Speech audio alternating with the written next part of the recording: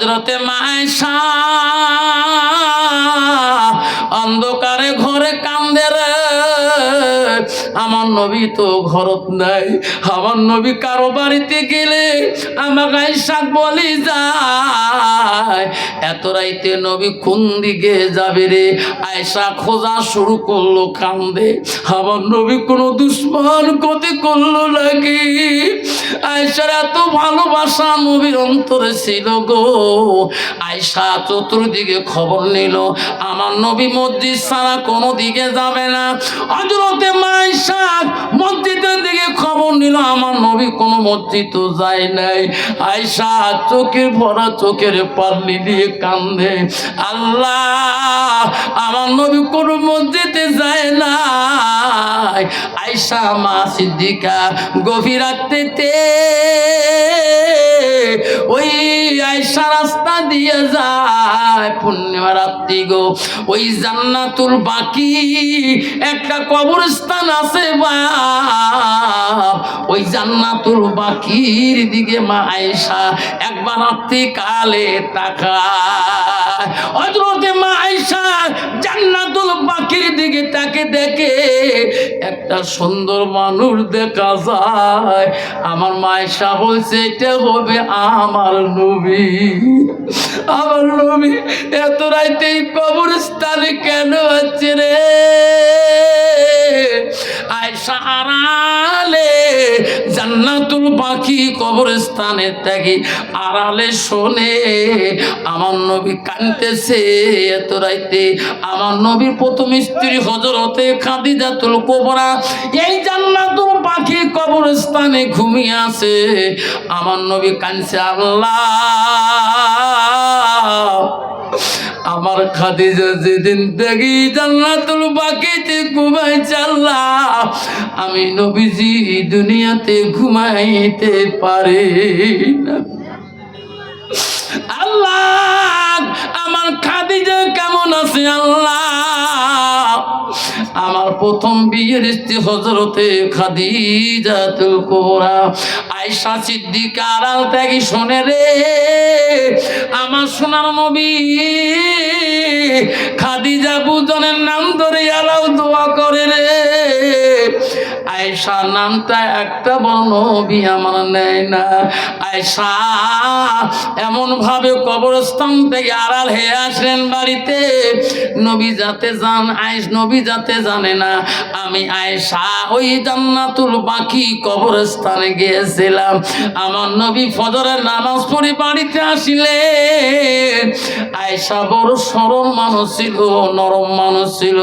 নবীজিকে বলেন, ওগো নবী আমি কালকে তোমাকে দেখছি এক জায়গায়।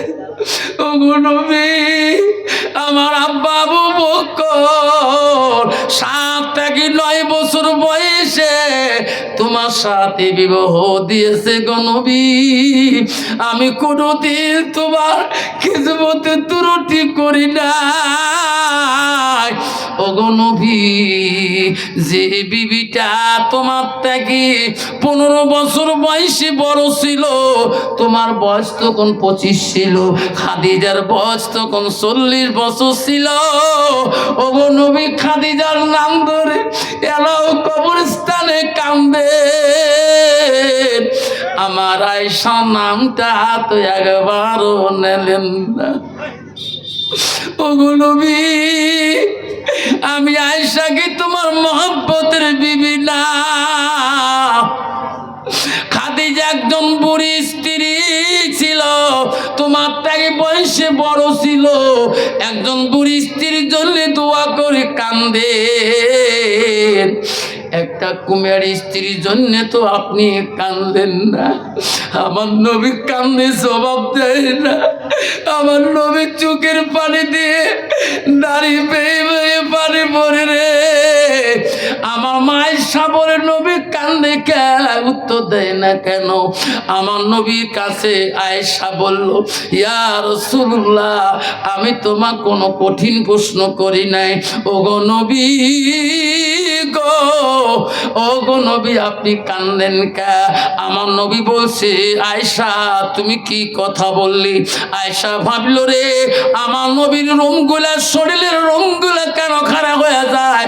আমার নবীর মাথা চুল কেন আজকে খারাপ হয়ে যায়?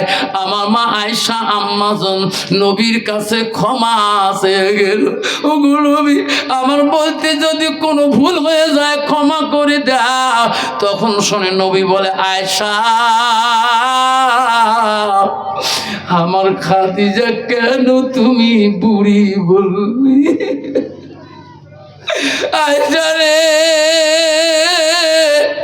আমার খাদিজা তুই কেন বুড়ি করলি আমার সামনে? আয়েশা আমার খাদিজার জীবনে যত কিছু করে গেছে আয়েশা, আমার খাদিজার জীবনের কষ্ট ও আয়েশা, আমার খাদিজার একদিনের কষ্ট তুমি সারা জীবন যদি করো আমার খাদিজার একদিনের কষ্টর সমতুল্য হবে না। আয়েশা রে আমার খাদিজা জীবনে যত দুঃখ করেছে আয়েশা, তুমি আয়েশা সারা জীবন যদি দুঃখ করো আমার খাদিজার একদিনের দুঃখর সমতুল্য হবে না। আয়েশা তুমি জানো না আমার খাদিজা হইল দুঃখের দিনের বিবি, আর তুমি আয়েশা হলি সুখের দিনের বিবি। আবারে এই কান্নাটি স্কুলে ঢুকছিলাম, তখন একজন স্কুলের পাশে আমার নানা কই ডাকছিলাম হযরত। মাঝে মাঝে স্কুলে গিয়ে নানা কছি, নানা রে নানি কই, মাঝে মাঝে ডাকছে মৌলানা রে কে, আমি দুনিয়ার সব বলতে পারি তোর নানির কথা কেড়ে ভুলি না। স্বপ্নের মধ্যে আমি তোর নানিকে প্রতি রাইতে দেখি। ও ভাই দোয়া করিস আমার এই বিয়ের স্ত্রী যেদিন থেকে যায়, আমি যেখানে যাই সেখানে মনে হয় হযরত নানাজি আমার স্কুলের পাশে বাড়ি গো। এই কথাটা আমাকে প্রায় রাস্তায় দেখলে বলে ভালো না রে, আমি তো নানির কথা কেন রে পাশে নিতে পারি না। ওই নানা বলতে চোখের পানি মুছিয়েছিল। আমি একদিন স্কুল ওনার বাড়িতে গেলাম, নানাজি অসুস্থ, জল চোখের মধ্যে বেরিয়ে বসে আছে। নানা কেন এলা রাস্তা পথে চলিস না, শরীর কেন দুর্বল? নানা রে মোকাও ভাই তোর নানি দেখ ওই যে শুয়ে আছে রে, আমারও মনটা যায় ওই কবরে, আমার মনটা যায় শুয়ে থাকবেন। দেখো বাবা মোহাব্বতের বিবি নবীজি ইতিহাস বলিয়া গেল, বিয়ের স্ত্রীর মতন ভালোবাসা রে কোন স্ত্রী দেখাইতে পারবে না। আমার নবী খাদিজা এত ভালোবাসিল।